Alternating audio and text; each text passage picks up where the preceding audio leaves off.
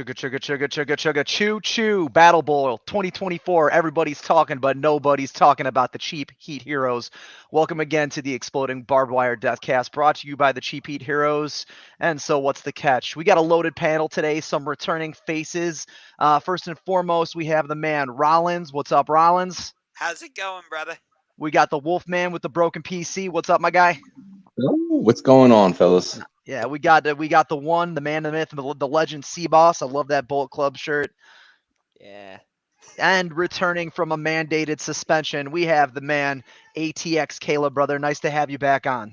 I'm back and I'm better than ever, boys. Let's get into this. All right. So, as a side note, I'm going to address that the Vincent Kennedy McMahon lawsuit documents were open to the public this afternoon. And in spite of the necessity for it to be discussed, we're going to be saving it for a standalone podcast here on the channel within the next week. Let's get into the core topics. So, in an unprecedented move, the WWE has found a new buyer for the network rights for Monday Night Raw. Starting in January of 2025, Netflix will have the exclusive streaming rights to Monday Night Raw, meaning that you have to be enrolled in the subscription service in order to view this product and Raw associated programming. But according to Netflix and WWE, that also doesn't rule out moving other WWE programming and PLEs to the streaming service. I mean, Rollins, what does this move mean for the Fed? I was genuinely shocked by this. I don't know about the rest of you, but I didn't hear any reports about Monday Night Raw possibly going to Netflix. I heard Amazon Prime as a possible destination, but I had been saying it for weeks, maybe even months on this show, that I was so sure that once the Peacock deal was up, WWE was going to move all their programming to Disney and ESPN because of their partnership with the UFC and how they're under one brand in TKO and stuff. But yeah, and this is wacky to me, but it's the way of the future. Yeah. Indeed, it is. Yeah. I Go mean, ahead, AEW is Caleb. headed that direction here soon from the rumor mill. So, as much as some people may hate streaming at this point, it's the way the world's going. I mean, everything's streaming. You have NFL Sunday Ticket on YouTube. We're gonna have WWE on Netflix. We're supposedly going to have AEW on Max.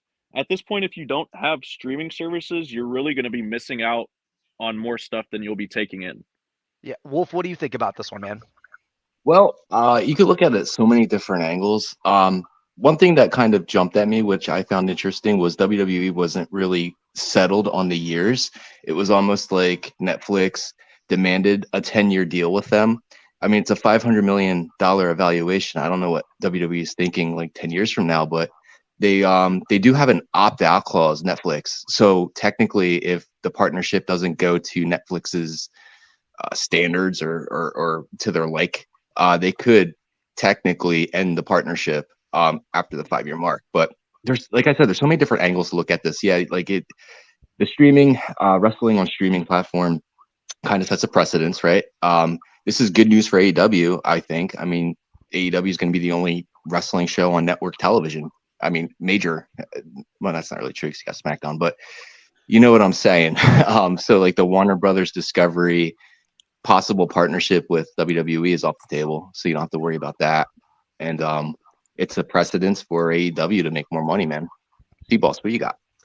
So this is a very interesting move.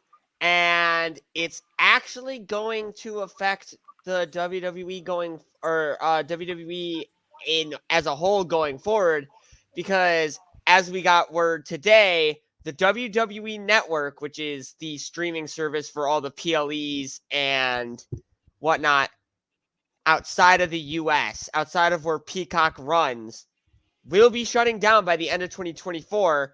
And as for Peacock, well, WWE will be moving off of Peacock by the end of 2026. We just learned that today.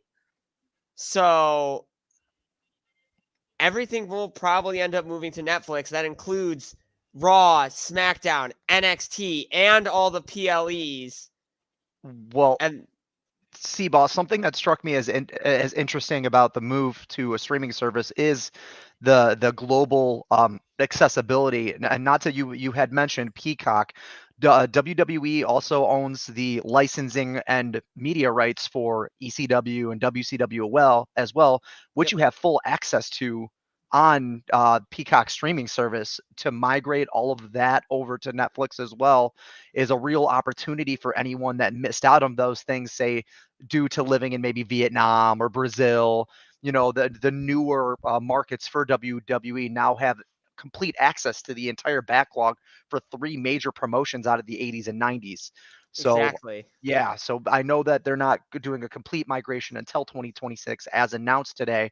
But this is going to go in one of two directions. I think it was very intelligent for Netflix to open up the idea of a 5-year opt-out in the event that it doesn't fall flat. But I really can't imagine a reality where it does. For any WWE mega fan that doesn't subscribe to the service, now they're forced to have to view the products. And that's going to double down on it if the entire brand moves over to a streaming service within the next year or so. And I'll finally be able to watch NXT weekly as I did before, because I don't have cable It's and cheaper I than don't cable. want cable. Yeah, Yeah. it is. And the good thing is, like, for those who don't have cable, like you, C-Boss, if you sign up for Netflix, then you can just go and watch Monday Night Raw anytime you want. Like, if you missed this week's episode or whatever, you can just go back and watch it on like a Tuesday afternoon or something. Yeah, I could. The thing is, the only brand of WWE I want to watch week in, week out is NXT. Sure, Well, but you get my point, Rollins, though. Yes. on that topic, Rollins, I think it was Nick Khan. He did an interview this week, and he said something about, the possibility of moving Raw from Monday night to another day. That is absolutely true. I think Triple H also did an interview sometime last year saying that they were looking into moving it to another day. I don't remember what day. I believe it Yeah, I was don't think Tuesday. they It was said. actually Tuesday. I heard something about WWE moving programming to Tuesday nights. Well, then what would they do with NXT? Move it to- Wednesday. The Wednesday Wednesday. Wars are big, baby. Oh, they would throw it right back to AEW. Oh. Now that's a crushing blow for AEW because now you have people forced to buy into the network cable packages in order to view its product in America, as opposed to having access to a to Fight multinational TV. streaming service that they could just log right into and get it for 15, 16 bucks a month. That kind of changes the perspective on how this deal could go. Now, if we were to wrap AEW into this conversation, say they drop a streaming service on us next month, and Khan announces that they're migrating their live shows over to Max, do you think that would be necessarily competitive with WWE entering Netflix? If they do throw that NXT to Wednesday thing, then yes, I do believe that it would be a move to compete to the people that don't want to buy cable, that want to watch their television and movies through streaming services like Max, like Peacock, like Netflix, like Hulu. Here's the thing, though: is Max available internationally? I honestly don't know. I'm asking. It is. It is. Okay. Oh well, then yeah, that I agree with you, boss. Yeah, I think that's got to be coming soon because AEW's deal is ending the end of this year. Their current deal. I believe Yeah, so. it's September. I would say it's probably safe to assume that with WWE being removed from the picture, and this is just a guess, we have no evidence to substantiate this statement, but it's probably safe to bet that AEW's home is going to continue to be TBS and TNT moving forward, especially, with the Khans being so invested into Warner Brothers Discovery. And Max would really be a great place for that. I mean, we're talking about 47 different networks all consolidated under one banner. It could potentially put a lot of new eyes on the product as well. Netflix is just the OG of streaming services. Do you think that with WWE seemingly moving probably SmackDown off of Fox and all that, do you think there's a chance Tony Khan could leverage that and try and get AEW Dynamite or Collision, whatever, onto one of those mainstream channels. I highly doubt it. I think everything's pointing towards more of the streaming. And like C-Boss was saying, and like you were saying, everything being on streaming just makes it so much more accessible. And it also makes it more marketable, because if you can have a random person opening up Max and seeing AEW for the first time, what's going to stop them from clicking on it at that point? Yeah, I mean, it's in with the service. They have the freedom to view it at their leisure. And that's the accessibility of streaming services. Now, I do want, before we move on to the next topic, a very good point was made about the AEW migrating over to Fox or potentially USA. Unfortunately, it's written into WWE contracts that they wouldn't be able to pick up wrestling programming outside of WWE for years following. That's a standard. That's a WWE move. Not to mention that Fox has been pretty open about how they feel as though WWE hasn't been completely successful on Fox's networking. So I don't think that they would really take the dive on something that has been less successful. So sticking with WWE, this Saturday marks the 37th Royal Rumble to take place at the Tropicana Field in St. Petersburg, Florida. The tried and true tradition of battle royales is a mainstay for all pro wrestling fans alike. WWE is not my flavor of choice, but I tend to tune into these every year. Most wrestling fans do.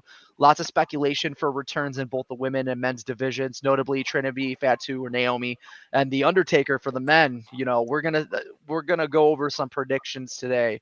I'll wrap it up, but who's got who? Rollins, who do you got? So for the men's Royal Rumble, I know the overwhelming thought is either CM Punk or Cody Rhodes. Nuh-uh. I am going with the Ring General, the current Intercontinental Champion, Gunther.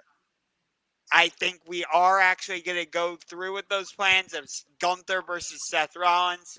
It will be Dwayne "The Rock" Johnson versus Roman Reigns, and it will be Cody Rhodes versus CM Punk at WrestleMania. So I guess another year of Roman. Another year of Roman, man. Oh, good Lord. I have made it very clear, if Roman Reigns does in fact retain at WrestleMania, my eyes will be off of WWE television for the foreseeable future. Because I don't want to see it. Wait a minute. You said that you were boycotting WWE after Logan Paul won the United States Championship. How long did that last, buddy? All right, leave C-Boss alone. I've actually only watched 2 shows of WWE since Logan Paul won the U.S. title. Survivor Series and a Raw that I went to.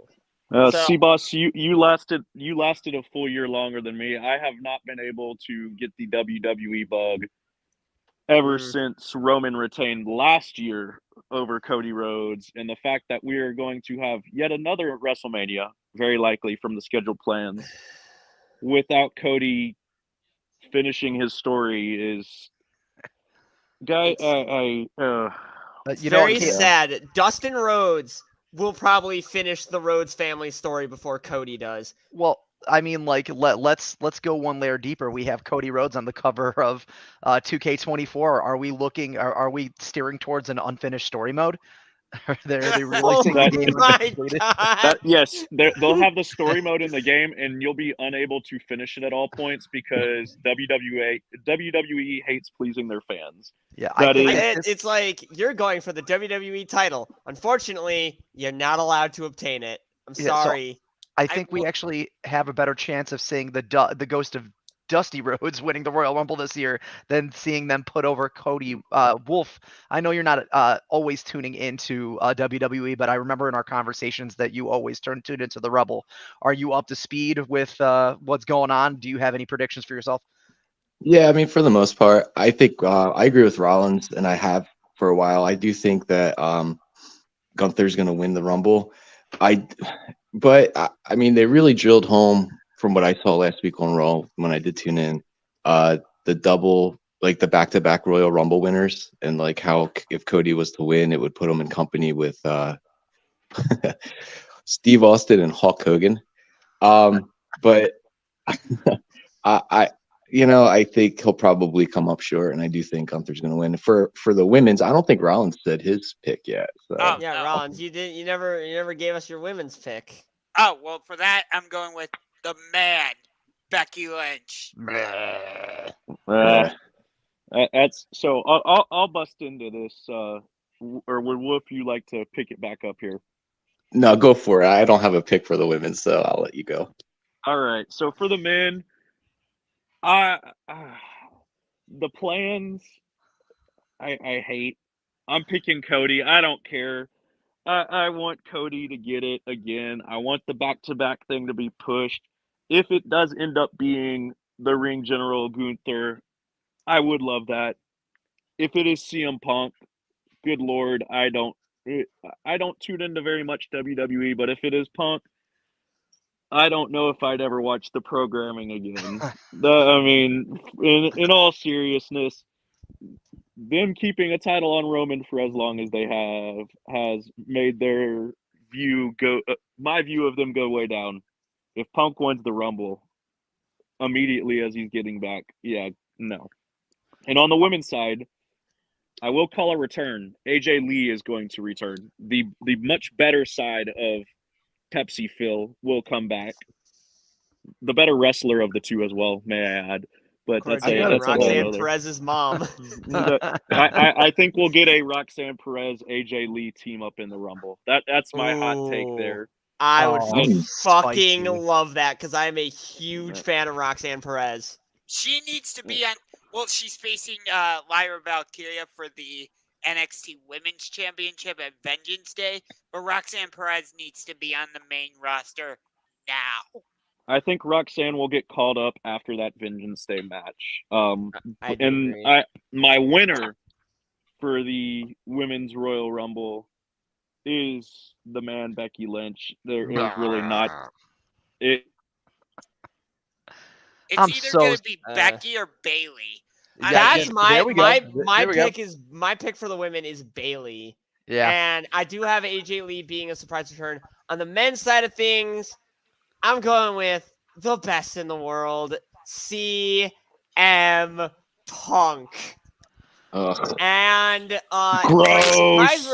for a surprise return on the men's side, I'm going with the man with the best hips, the man with the sexiest hips in all of wrestling, Big E Langston.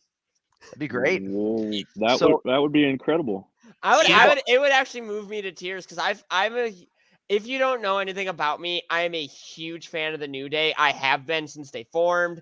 I love Kofi Kingston. I love Xavier Woods. I love Big E. And they're one of the best.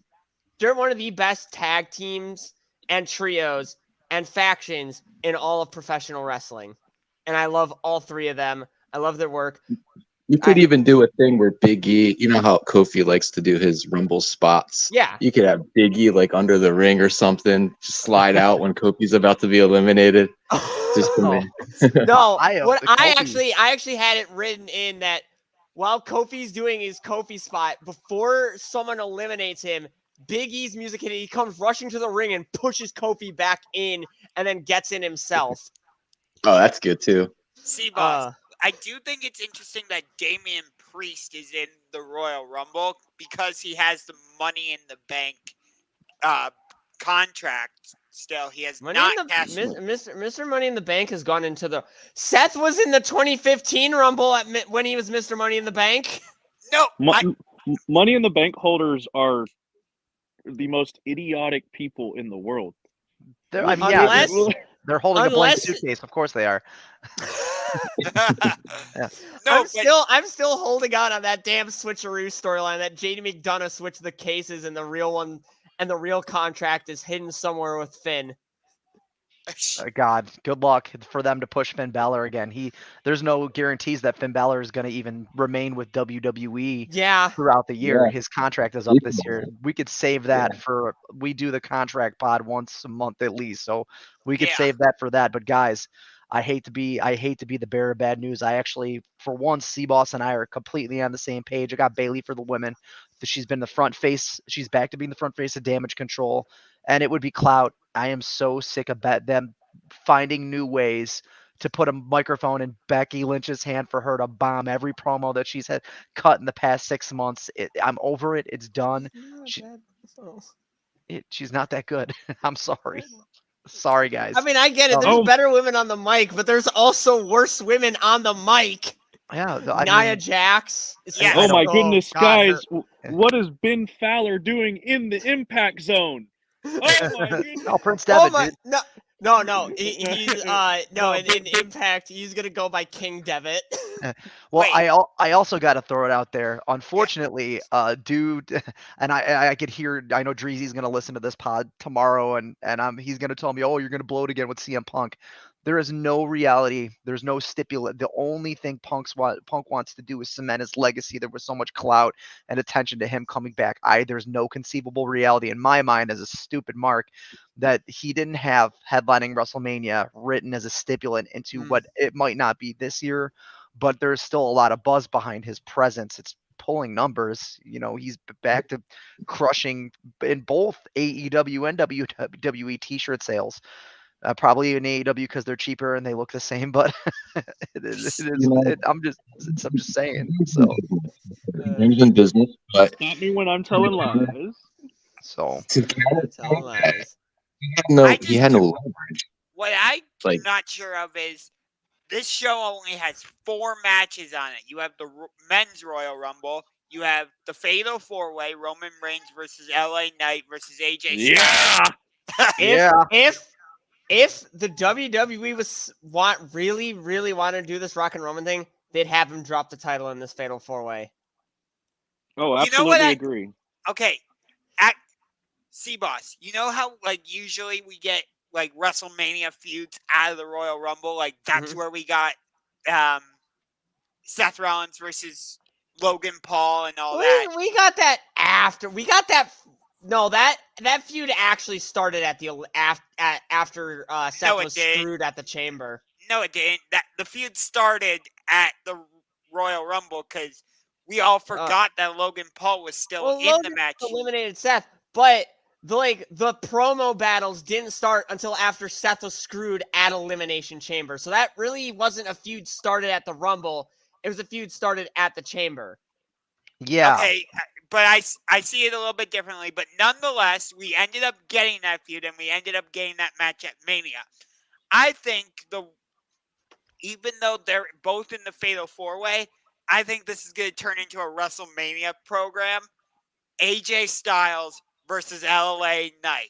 LA Knight's going after the US title. He's gonna take Yep. that, because if they don't strap up LA Knight with any kind of title at WrestleMania, the fans will be outside of WWE's corporate offices with pitchforks and torches. They've waited long enough. Hold It is on. Well, been they're a already going to be year. out. They're already Hold going to on. be outside of the corporate offices because of Vince, but that's a whole other. Me too. I mean, I think we're gonna see a little in the media if the internet hate machine is doing its job correctly and exposing what's going on with that. But we did dedicate to saving that for a one-off pod. Boys, I'm gonna derail this conversation. We're gonna have a follow-up to Royal Rumble next week. Let's move on to the next topic. The end of this month marks the final track for one of the most celebrated and decorated champions in New Japan history, Kazuchika Okada. Okada has been a mainstay in New Japan for the greater part of 14 years on and off, but the real question is, where is he headed? Reports from the mainstream wrestling media indicated that he's been sought by the likes of AEW and TNA, where he's already done a very short and forgettable stint, and also the Fed. Though rumors surfaced this week that the Rainmaker had accepted a short-term NXT deal, those have been squashed and labeled as such, just rumors. Where the hell is Okada going? Where? I mean, to me, the most logical place is. Oh, the most logical place. Mike craps out. Yeah, he has us at a moment of suspense. Caleb, you still with us? Everybody. Okay, so you're back, Caleb. Where's Okada going? Okada's headed to AEW. I mean, I really see no other way of things happening. As much as the media wants it to seem like he is WWE bound, it just doesn't make sense.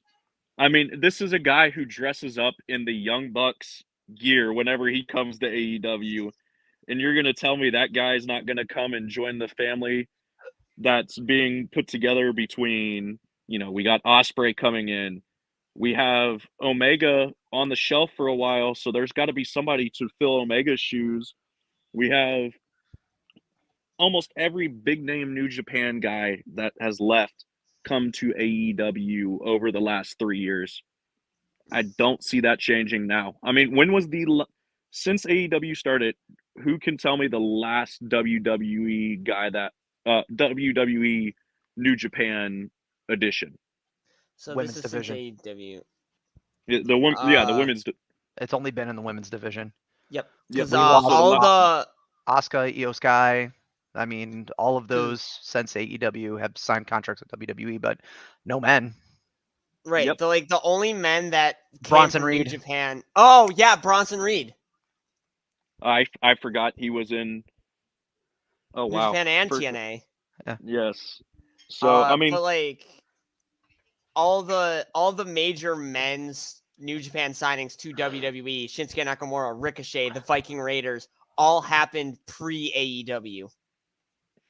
yep. So I have to assume AEW is the end goal for Okada. I would not be surprised at all to see him do a similar thing to Osprey and appear in TNA for a slight stint. And it wouldn't bother me either, because in all honesty, TNA is very much back, and Okada bangers. going there and dominating. Did you unlike see he did in Did you his see first Alexander? Oh, I'm sorry. Did you see Alexander Osprey? That match was incredible. run. Banger. If it Banger. weren't for bad weather, I would have gotten over to Josh's to see it. Yeah. Or Rollins. Osprey, Speedball Mike Bailey was fantastic yeah. as well. So Yeah. the note that it's Osprey and it's going to be great. Rollins, where's Okada headed? I think he's going to AEW. It makes too much sense. He already headlined a pay-per-view with Bryan Danielson, Forbidden Door. We've seen, I think it's Claudio. He's been hitting a couple rainmakers, kind of teasing that. So it makes too much sense for Okada to not come to AEW. If you get what I mean there. I mean, think about some of the matches we could get if Okada were to actually come to AEW. Some of the matches we could get would be fantastic to watch. Okada versus Jay White. I know they probably did it in New Japan, but Wrestle Kingdom 17 main event. But C-Boss, in an AEW ring, think about what that match would look like. Worse than Wrestle Kingdom 17. Worse than Wrestle Kingdom 17. I'm sorry. I'm going to chime in here. Rollins, you get what I'm trying to say. I 100% see what you're trying to say. But AEW has a history of attempting to emulate things that happen in Japan, and they just fall a little bit short. To digress, Omega Osprey too. Nothing beat Wrestle Kingdom's Omega Osprey match. That is still that's my match of the year this year too. So that was my match of the year for 2023. My match of the year for this year so far has been Osprey, Finlay, Moxley. And Mox. Yeah. We're gonna move on to Wolf. Sure. I agree with the panel. I think who's gonna outbid Okada more than Tony Khan? I don't see a world where Tony Khan doesn't get Okada. He's going to spend as much money as he has to get him. With that being said, I could see WWE settling for Tama Tonga. Dude lives in Florida. I think that would be probably a good fit for him. He's got family ties with WWE. But yeah, no, I agree 100% with Caleb Rollins. Okada's going to AEW. I'm going to chime in on that statement as well, being that C-Boss and I are the residential New Japan fans here. Caleb as well. So, Caleb, you could bounce off of this. In spite of Tonga having ties and family in WWE, he also was in that faction with Machine Gun, I almost said Machine Gun Kelly, Carl Anderson, and Anderson. Doc Gallows, the Good Brothers. You think that he might actually look at that, how that transition happened and maybe say, I don't know if this is a good idea, because they completely dropped the ball on bringing those guys over from Japan. It almost looked like they just did it in spite of AEW, signed these guys to 2027 contracts, and they really haven't been on TV in 9 months. So, The boys have pretty much confirmed that as well. Gallows and Anderson aren't shy about why they signed their contracts, and that's very well known at this point. And they essentially said the last time they talked about it, the only reason they went back to WWE was for the money. And they really don't care if they're on TV. They did their little screwing around for the 2 to 3 years they were gone, and now they're back. And it is it's a little ridiculous that a guy like Carl Anderson is pushed to the side. That tag team is lethal. It's one of the better ones in all of WWE. And when was the last time they were frequently featured on WWE programming? I think it was like back in Halloween before Styles got hurt. Yeah, Styles got hurt and it killed that whole entire faction. Yeah.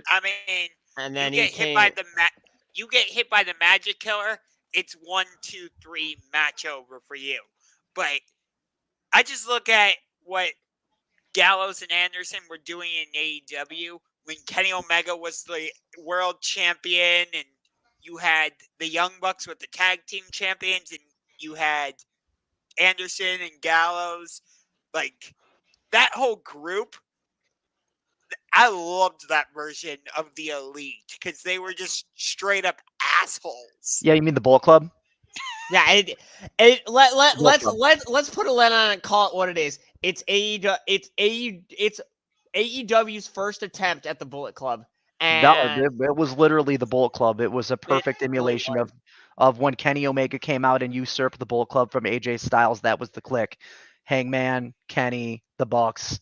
The only thing that was missing was the GOD, Tama Tonga and Tongaloa. And Gato. Oh, and Gato. So who's still with the Bullet Club. No, I'm talking about when Kenny was the world champion. Hangman wasn't part of the group at the time. He defected. It was when him and Kenny broke up. So Yep, he defected to the Dark Order. Yes.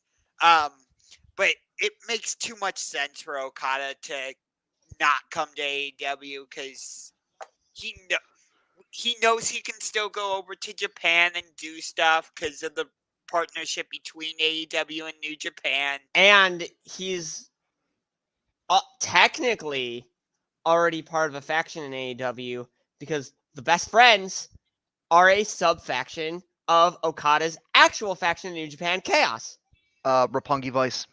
But we'll stick with factions while we're here. Let's give each other a little more room to talk on this next subject. This one was conjured up by my man Rollins. I don't have very much to say on it because I've already seen it. We have Swerve and Hangman Page. They're facing off yet again next week in a dealer's choice match. No, it's not the two of them facing each other. No, they're facing each other's opponents. Exactly. Okay, correct me. So they're picking each other's opponents, but seemingly, I believe it's going to be used as a tool to determine who's going to face Samoa Joe at Revolution. Simply put, still it being even in botching that segment intro, I still think that they're kind of like running this story into the ground a little bit. But Rollins, go ahead and take the wheel on this one, my friend. So I just think this is interesting because, with it being dealer's choice where Hangman's going to choose Swerve's opponent, Swerve is going to choose Hangman's opponent, they're going to try and pick opponents that they think, will beat the other so they can get a title shot against Samoa Joe at Revolution, like you said, Shane. So in my opinion, even though Hangman beat Claudio, I wouldn't be surprised if Hangman ends up choosing Claudio because of how much of a fight Claudio gave Hangman. So Hangman might think to himself, well, if Claudio Castagnoli can do that to me, I bet he can do it to Swerve, and that might be enough to beat him. What do you think about that, C-Boss? Do you kind of agree with that about I wasn't Claudio? even suspecting Claudio. I had completely thought that Hangman was gonna pull the ultimate gamer move and say, "Hey, you know that one guy in your own faction, the big dude, Brian Cage? Yeah, you're gonna have to fight him." That's not a bad idea, actually. Wolf, who would you like to see these guys pick for each other? It's funny because I was thinking that Swerve would pick Brian Cage, but I like T-Boss's idea, and that's kind of what I'm gonna go. I think Swerve's gonna pick Brian Cage, and I do think that Hangman is gonna pick John Moxley. Moxley's not really involved in a program right now. He's just kind of He wants to cutting fight promos, everyone, say anywhere, at any time. that's right. And Hangman's got his history with Moxley, and I think he's gonna pick Moxley against Swerve. But there's a possibility. I don't know if it's a strong possibility, probably not at all, that Hangman could also pick Keith Lee. Just throwing it out there. Keith Lee's going in for surgery. He's gonna be on the shelf for a Okay. while. I forget it then. Moxley. My picks are this. Swerve is gonna. I have it reversed of you, Wolf. I have Swerve picking Moxley, and I have Hangman picking Brian Cage. Okay. They could run back Moxley cheating during the Continental with Swerve. That still has a But little doing bit it of to heat. Hangman. Yeah, but Yes. so that does have a little bit of meat to it. Yeah. So I didn't give my Hangman pick. I would have to face Hangman. I think Swerve. I could see Swerve picking Danielson actually. That was another one for me. It's like, all right, so we're gonna have Hangman's already faced two members of the BCC. Why not throw him to Danielson or throw Danielson to him? I mean, we already did that feud for the World Championship with Hangman was. Oh, that's freaking right. Throw him Wheeler Yuta. No, they're not going to do that. They're trying to push Yuta a little bit. I don't think they're gonna throw Yuta to the flyer like that. Yeah, I do like. Even though it was my idea, I do like the idea of Claudio because again, C-Boss, you and I watched that. No, came in. We were late. Yes, but I've gone back and watched that match. Like Hangman went right after Claudio before Claudio even had time to like take his jacket off, and they just had an absolute war. So I feel like Hangman could kind of show Claudio that respect and be like, okay, you know how much of a fight you brought to me? Go do that to Swerve. Caleb. Yes. Go ahead. I've been contemplating what I think is going to happen here. I do think the Brian Cage angle for Swerve makes a lot of sense and could stir up some animosity within the Mogul Embassy. It would make a lot of sense. And I think Brian Cage needs to go his own way. In all honesty, he's too good not to be a singles guy at this point. And if they can spin that off somehow, maybe have Lance Archer pop out and start setting up that feud for Revolution as well. That might be fun. And then on the opposite end for Hangman, I've been thinking a lot, and I'm thinking maybe Swerve sides with like somebody like Roderick Strong, somebody within the Undisputed Kingdom. Wardlow. So it can't be Wardlow because he's already got a match. Yeah, I was thinking, at this point it might be Taven or Bennett because both of those guys have singles runs. It's really hard for me to go with a pick for Hangman that makes sense. Claudio would be fun, but it's something we've got before. Yeah. I don't want to see a repeat match. That's really, I hope they do something original with these matches and not something that we've seen before on TV. Because if it's just repeat matches, that would kind of be anticlimactic in my view. Let me So- throw out one other possibility. I'm not sure who you would have him face if against either Swerve or Hangman, but we've seen Dax Harwood in singles matches before, and he's been Yep. able to hold his own. We went to one live, Dax Harwood versus Jay Lethal. That's when they announced the Motor City Machine Guns would be in that 6-man tag match at All Out. So do you think Dax Harwood could be an option for either one of these guys? He hasn't been on Dynamite lately, so it wouldn't make a whole lot of sense. He's been embroiled with that whole House of Black story on Collision. That's going to have an excellent 6-man tag elimination steel cage match. I still have no clue how that's going to work. Like, when you're eliminated, do you have to then climb out of the cage? But isn't the way to win to climb out of the cage? I don't It know. doesn't make any goddamn sense. And they're putting it on the same night as the Royal Rumble. Yep. If I had a second TV, I'd be watching it. So Head table. I'll throw my head in the ring, and I'm going to go out of character. I'm going to go outside of my character on this one because usually I go for the realistic pick. But Caleb kind of got me excited, and I kind of blew my own mind up while Rollins was wrapping his portion up. What if this was a double reveal? What if this was an opportunity to put Swerve against Will Ospreay and Hangman ending his 3-pack with Okada? How cool would that be? Are you my trying God. to make me ruin my pants on Wednesday night, sir? I'm just saying. Yes, we are. Yeah, I mean, like we're talking about like huge, two huge matches.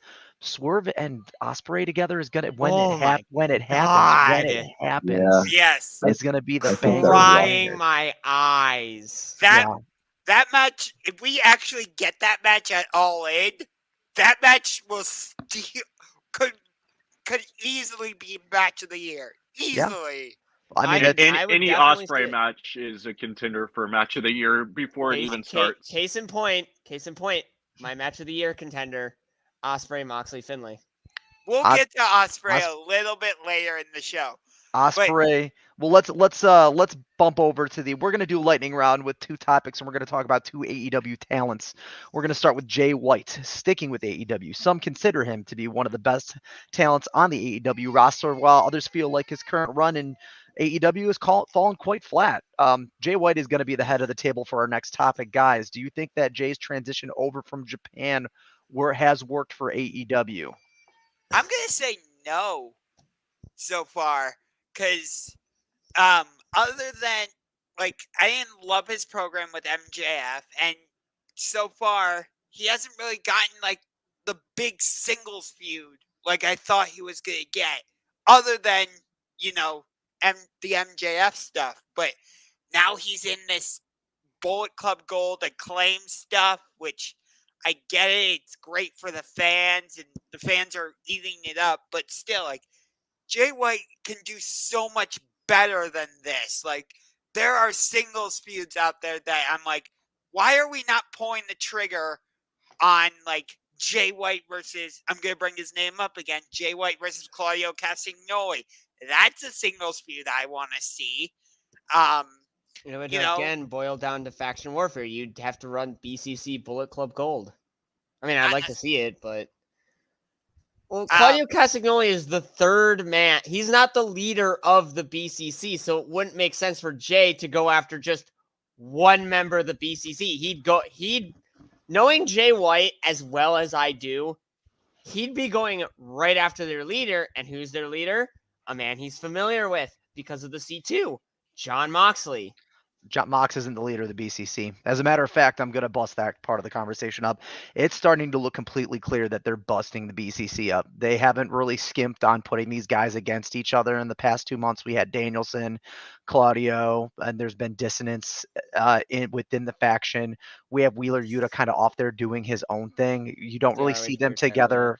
Yeah, you don't really see them together on screen too much. And Mox just put the whole entire AEW roster on notice, including everyone in his own faction. So I wouldn't the in terms of faction warfare and Jay White, Rollins, I disagree with you completely. That's all I'm gonna say. I get that people didn't have the opportunity to warm up to Jay White in American audiences, but you got to give the guy's day in court. He could hold his own. He's fantastic in the ring. He's conversational. And the Bull Club's great. They just, and you got to look at it from my perspective. They just recruited one of the more popular trios in AEW, and after that settles and people are adjusted to it, they're going straight for the kingdom, baby. Like, yeah. Oh, so yeah. I wouldn't be surprised if this ultimately turns out to be a ruse and Bullet Club Gold just screws over the Acclaimed. And it can happen. at It could Revolution, I'm wondering if we get maybe I guess you could call it a trios title. What's the word when you bring two belts together? Unification match. Yes, a unification bout. Thank you. Well, yeah, the Bang Bang Scissors gang is not going to last forever. I feel like that's a very Knowing how the Bullet Club works, they're gonna eventually someone is gonna get screwed over, Bull Club's Did for you life, guys my see friend. the and it shirt? ain't gonna be the Bullet Club. Did you guys see the?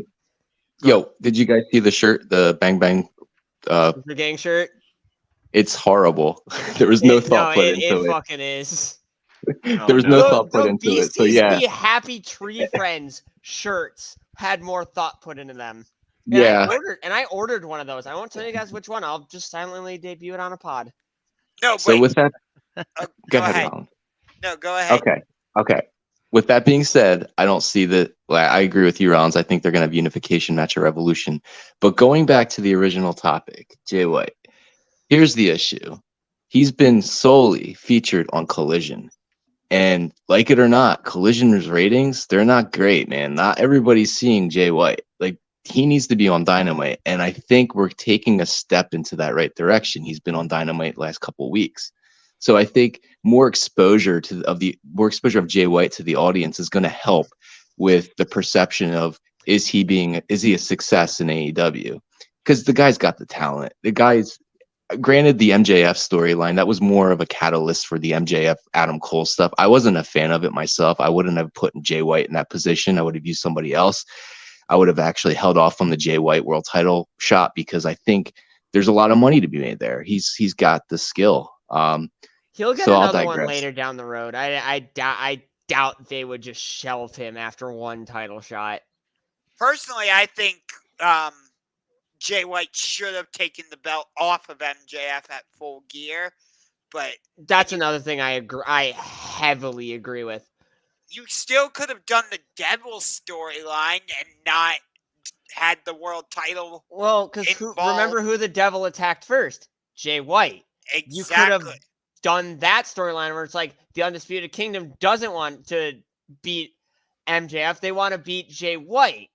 Exactly. Now, that being said, Rollins, I hate to cut you off here, but I think Jay White, I absolutely disagree with you on the Jay White run. It has been successful. Let's look at some of the accolades he's gotten since coming into AEW. He headlined the best tag team match of 2023 with his buddy Juice Robinson against FTR. He got a world title shot in his first year in the company. He was a finalist in the Gold League of the Continental Classic. And he's a current ROH 6-man tag champion. How is none of that considered successful? That part is true. I'll give you that. But think about how he came into AEW. He came into AEW during this Juice Robinson, Ricky Starks thing. I still don't know what the hell all that was, but it was like Jay White didn't debut in some high profile feud or whatever. He came in and feuded with Ricky Starks, and we know how AEW feel and Tony Khan feels about Ricky Starks. I'm not going to get into all of that. And then Red card. They Yeah. love him and gave him a job and then put a world championship on him. Yeah, he's having such a bad time right now. Right. but C-Boss, you're right.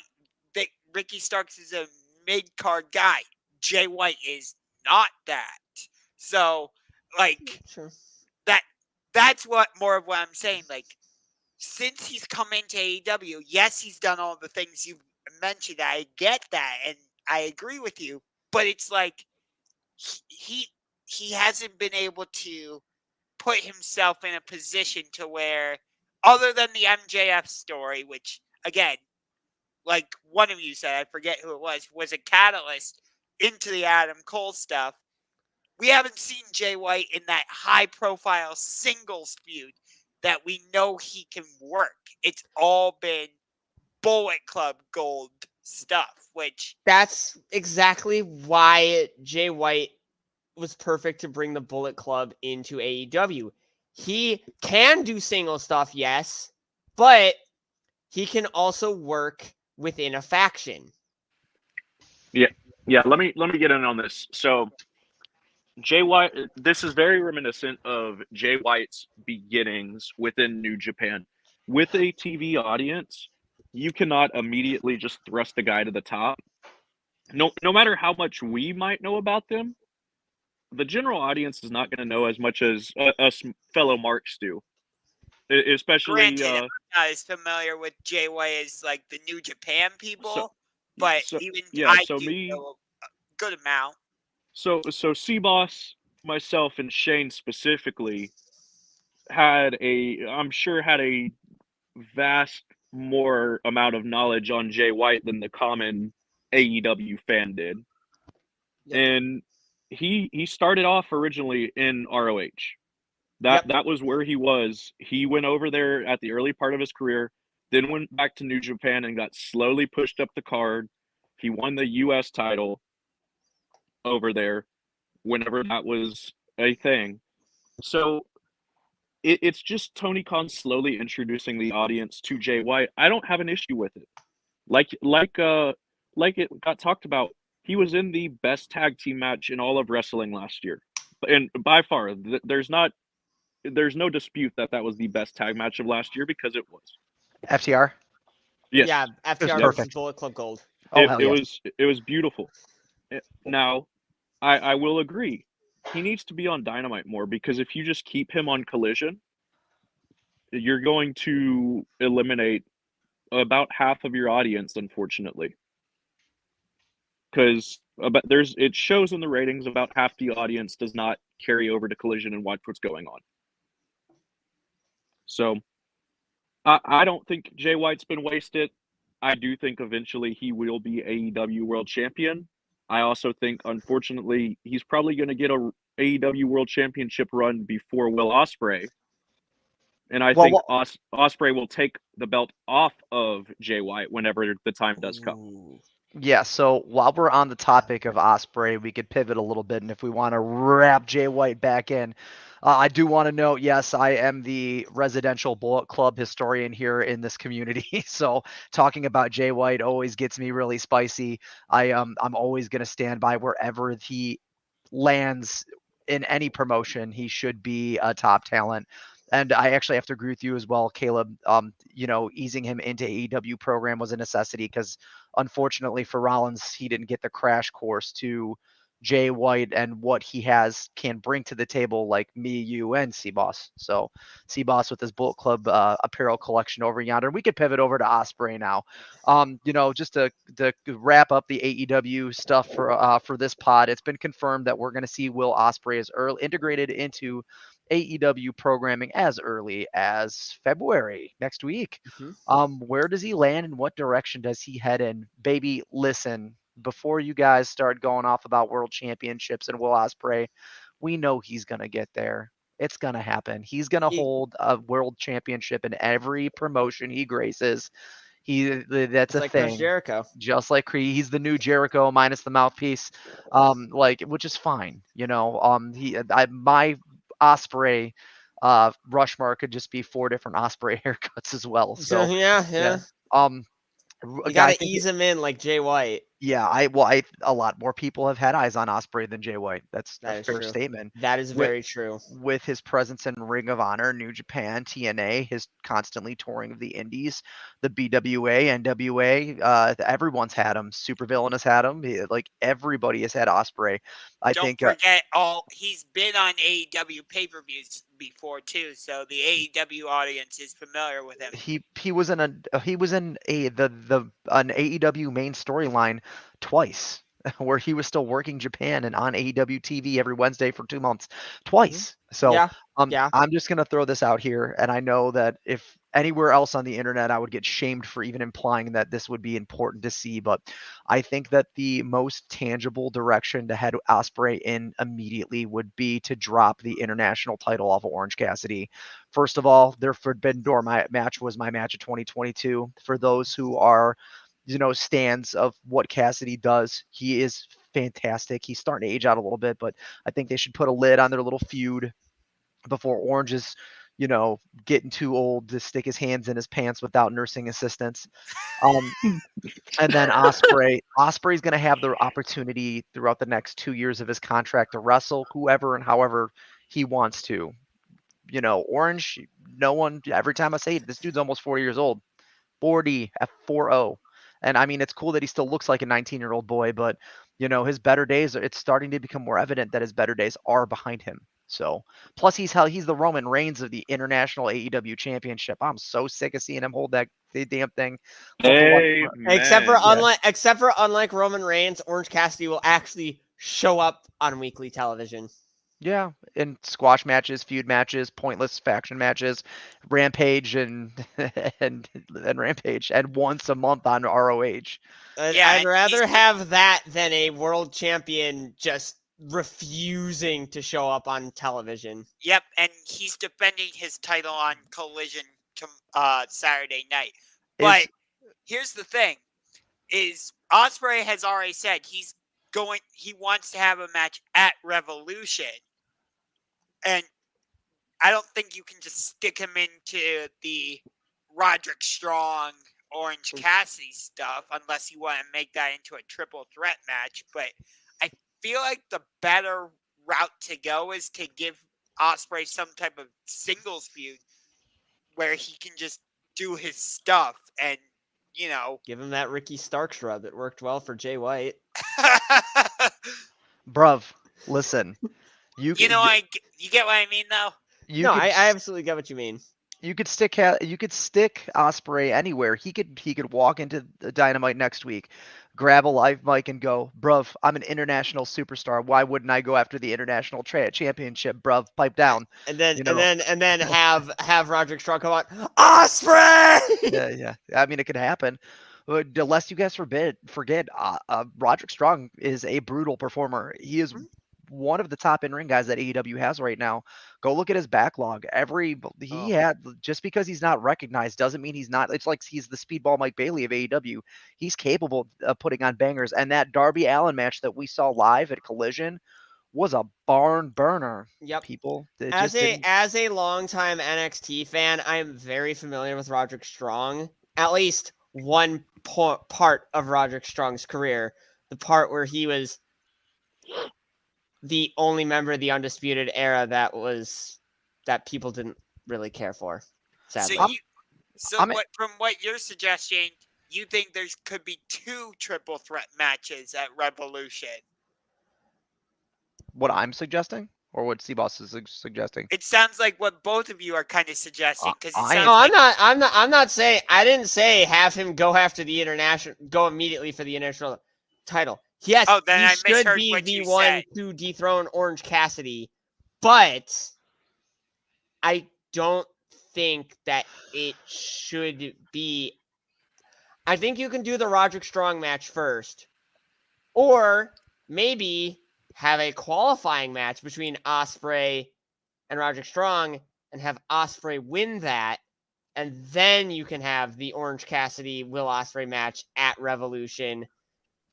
But that would do nothing for Roderick Strong. Boss, I'm gonna make a comment and pivot over to Wolf. The elimination matches are the new interim titles for AEW programming. Get the hell off of it. I mean this respectfully, but we need to just have more matches that have substance to both in-ring work and storytelling. These little eliminations, we know who's going to win. It's more predictable than listening to Kelson shame Rollins on a weekly basis. It's just, it is what it is. And there's my AEW Fan Hub jab for the day, brought to you by So What's the Catch and the Cheap Heat Champions. Wolf, you got thoughts on this one, man? I do. I agree with Rollins. I don't think they're going to. Orange Cassidy Will Ospreay is going to happen, but it's going to happen after this program with Roderick Strong, and Roderick Strong is the man. Going back to Ospreay, I could see him his first. It just makes sense. I think you pair him against Moxley. Like, Moxley's not tied up to anybody right now. You got to have another marquee match for Revolution. And I think Ospreay and Moxley have history together, right? So why not most recently jump right into it? And Moxley's okay taking the loss. He's like, you can still have a banger match, and Moxley takes the match, or takes the loss, I should say. So what? He'll come out the next week on Dynamite and be like, "Hey, I'm still John Moxley. Anybody want to step John up?" Moxley, I'm crazy, and I'll fight literally anyone." And looks at a little girl in the crowd, even her. The funny thing about Moxley is every time we say it's time for him to go on vacation and he's taken a week off from programming, he's either working the indies or fucking someone up in Japan. Moxley's vacation is a death match on the indies. That's what Moxley's vacation. He's headed over to CZN. He's headed over to GCW to fight Nick Gage. He's gonna go fight another disqualification match against El Desperado in New Japan. Ugh. So, guys, I have two ideas for Ospreay's first feud. One of them, it's likely going to bring out a groan from all of you, but the story is already well established, and that's Chris Jericho. I don't mind it. Oh, that match was shit. That was the best match Jericho has put on in his AEW time. Of course, that heavily goes towards it being an Ospreay match. I could very well see that happening, especially with the association of Jericho and Callis and all that stuff, and how most recently Ospreay was paired with Callis within AEW. Do I think that's necessary? Absolutely not. Do I think that's a direction TK could go? 100%, because he could bring in Ospreay as a heel and have him face Chris Jericho. My other direction would be Bryan Danielson. You want to really start Ospreay off hot. Have him take down the guy known as, the best tactical wrestler in the world. Exactly. Just have him dismantle Danielson. Just immediately set the tone. How those two have never actually had a match, and since Danielson got into AEW, is beyond me. I don't know. Looks like we lost Wolf. Hey, this just in. Who did we lose?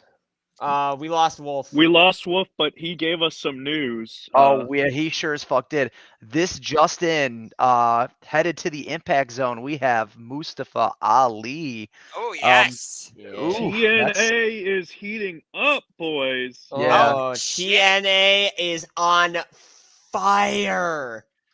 We didn't get to talk about TNA today, and Wolf is diving back in. Hold on, it's saying Wolf device is not connected. There we go, got him. He's back, busting back through the cage door. We have a wild wolf has appeared. We tagged him back in. We got it. So hey, we just dug into the Mustafa Ali. Have they confirmed that he signed with TNA, or is he working one-offs? I thought. I think it's a one-off. Yeah. I'm sorry, I bailed out because I accidentally closed down the browser. I was looking at this on my phones. Yeah, no, I think it's a one-off, Shane. Yeah, even as a one-off, I mean, like the implications for matches are huge. I'm curious to see. I mean, he could be testing the waters of TNA. There are a lot of bigger talents that are wrapping themselves into TNA when the implications of AJ Styles not re-signing with WWE this year. Drew McIntyre not signing after WrestleMania and heading back to TNA is incredibly probable. And the working relationship TNA currently has with Japan, they have titles in Japan right now, correct? Does Ace and what's his face still have the tag titles? Ace Bay Club still has the titles. Yeah. That is correct. Okay, yeah. So I mean, like with those being Japan Bull Club members, there's a lot of cross promotional stuff like in the wings. So I think the TNA for Ali right now would be an incredibly wise direction to head in. So All I know is I would highly recommend watching tonight's episode of TNA if you can, because we had the Rainmaker team up with the Motor City Machine Guns against Moose, Brian Myers, and I can't confirm who the last person was on the opposite team, but just those. was it Macklin? Moose, I believe, yes, Macklin, I believe so. Okay. I mean, Moose alone is probably the most underrated guy in all of wrestling. Yeah, let's talk about Moose for 30 seconds. Moose, old school jobber for WWE, ROH champion. The dude's Wait, been in. who is he in WWE? He had an on-screen. He's worked security a couple times. He's had Oh, on-screen. What? For all we know, Moose is so old. Moose is in his like mid-40s. He could have been doing. He's old Moose enough. is 40 years old right now. Yeah, he could have been doink at least once. oh, wait. Probably during that Kings versus Clowns match at Survivor Series. Jesus Christ. Moose has held gold in a couple prominent organizations. So I mean, it's Currently is the TNA World Champion. And the sixth man in the match was Eddie Edwards, actually. Oh, great! Wow! So, wow! I'll be tuning in as soon as this is over. Yeah, I'm RIP. surprised it wasn't Nick Nemeth because. No, he's going after Moose, not wanting to team up with Moose. Yeah. No, I know, but Steve Macklin and Nick Nemeth had a pretty good promo battle last week on TNA, so I thought Nick Nemeth might be on the opposite side so he could go after both Moose and Macklin. Well, that's what I'm saying. No, because the team on the other side was the Motor City Machine Guns and Kazuchika Okada. Well, and on just to add to it, while we're on Nick Nemeth, he faced off one-on-one with Zachary Wentz. So those two matches alone, if you're not sold on TNA, go watch those two matches, then get back with me. That's all I got to say on that. We'll be talking. No, I've been sold on TNA for a long time. TNA was my promotion of choice as a kid. The only reason I couldn't watch TNA tonight was because I had other stuff going on, and I set up my DVR to record LSU versus South Carolina in women's college basketball because it was number 1 against number 9 in the AP top 10. So I was very interested in that, as well as Celtics Heat. So. What's up? Okay. Well, you listen, we're going to talk TNA next week if we make the Tuesday or Wednesday podcast. I kind of want to dig into what they've been doing with their program and some of the matches they've been putting on. But boys, we're cusping an hour. It's time to wrap this joint up. Typically, we do the count out, and I did actually have something I want to discuss with the count out, but it could wait till next week. Next week, I did want to discuss how obvious it looks that they're passing the tag titles over to Sting and Darby and then having them lifted off of Sting and Darby at Revolution by the Bucks. That I haven't seen a more evident title transition in the history of AEW. But we're going to wrap up with some AFC NFC championship predictions. Everyone here on the channel is a pretty big football fan, and we thought it'd be fun to kind of mix things up for the end of the show. So, lots of football fans. I got the Ravens and Lions battle for the underdogs. Sorry, Caleb. I The can't. Chiefs are the underdogs. No, they're not. No, they're Three and a not. half point. They're 3.5-point dogs, boys. I don't give a fuck about that. The Baltimore Ravens are the underdogs. Yeah. The Because Ravens are sending Taylor Swift home. Fuck the Hey, Ravens. I don't No, fuck the Ravens, but fuck Taylor Swift more. see. Rollins. Okay, here That's we Travis Kelsey's job. I Hush, don't. Okay, I'm as big of a Cleveland Browns fan as anybody. That's how I built my goddamn YouTube channel. 557 subscribers. Thank you very much. Shut the fuck up. Hey, With love. His With market you're love. not for allowed to himself. plug your Good channel, Lord. nerd.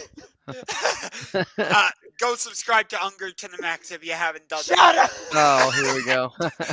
But I am picking the Ravens, and I would way prefer the Ravens in this case. I am so tired of seeing Patrick Mahomes. He is way too fucking cocky. He is in just about every other commercial on TV, and I am sick and tired of it. And most importantly, Caleb, you know this, and everybody else knows this. The Kansas City Chiefs are the referee darlings. That is a lie. That is All a right. I agree. lie. We're gonna pass it off to Wolf. Caleb, you'll have your chance to cuss us all out for your Chiefs fandom. And I'll be gotta- short. I'm just going Kansas City and Detroit. I think that's the game I would want to watch, and I want to see Detroit win the Super Bowl. Oh, in my by the way, lifetime. I'm picking San Francisco for my NFC pick. I'm going with the Super Bowl logo conspiracy theory. Nerd. fucking nerd. All right, C-Boss, get your shots in. Oh, you want me to go first? All right. I'm actually picking Ravens Lions because A, it's a matchup I'd want to see. B, if I'm gonna root for anyone in my within the AFC North, it's the team that used to be my team. Traitor. Fucking traitor. Fuck Art Modell. Fuck But yeah. Fuck Art Modell. I'm a huge Lamar Jackson guy. I love Lamar Jackson. Lamar Jackson. Lamar Jackson. He is one of the hardest quarterbacks in the NFL to hate. And Unless you're watching him in the playoffs for like 3 years in a row. And wait, just to add on, C-Bus, how cool would it be? I know your feelings about Michigan, but to see Jim Harbaugh win the national championship and then to see his brother go on to win the Super Bowl. Personally, I think that would be so cool. fuck Michigan, fuck the Ravens, fuck the Harbaughs, but go Lamar Jackson. All right. All right. Bring us home. All Caleb. right, boys. All right, let's hear it So- from our resident Kansas City Chiefs fan. All right, so Fuck the you Chiefs. say Patrick Mahomes is cocky. I'm sure you called Tom Brady cocky too, but there's a reason he's cocky. Because he backs that shit up on the field. He goes out there, he balls out every single game. And gets bailed out by the goddamn refs. he does How not. many wins does he have against resident Home Alone kid Joe Burrow? One. Home Alone kid is stuck at home right now with a broken wrist, right? I think that's what it is. Anyways. The Chiefs are going to win. It's going to be 27-23. I'll give the Ravens credit. They've had a good season, but playoff Lamar will make his scheduled appearance, boys. No, the he game won't. the game will come down to about 50 seconds left. The Ravens will get a chance to go down the field, and Lamar Jackson will throw a pick to Trent McDuffie, and the game will end that way. That is my prediction on that end. On the other side, as much as I want to pick the 49ers, every part of me is telling me the Lions are going to win. So I have the Lions winning, and I have the season ending just as it started with Kansas City facing Detroit. But this time, they'll have Travis Kelsey and Chris Jones both playing, and it will be a massacre. Kansas City will win the championship again. Travis Kelsey will retire, propose to Taylor Swift at midfield, and they will go out in a blaze of glory, farting on your hopes and dreams. Fuck That you all, sounds so. Kansas That City sounds. haters. That sounds so scripted. I think Triple H just sent you a contract to be a writer. No, he sent him a cease and desist because he thought of the idea himself. Gentlemen, I appreciate your predictions.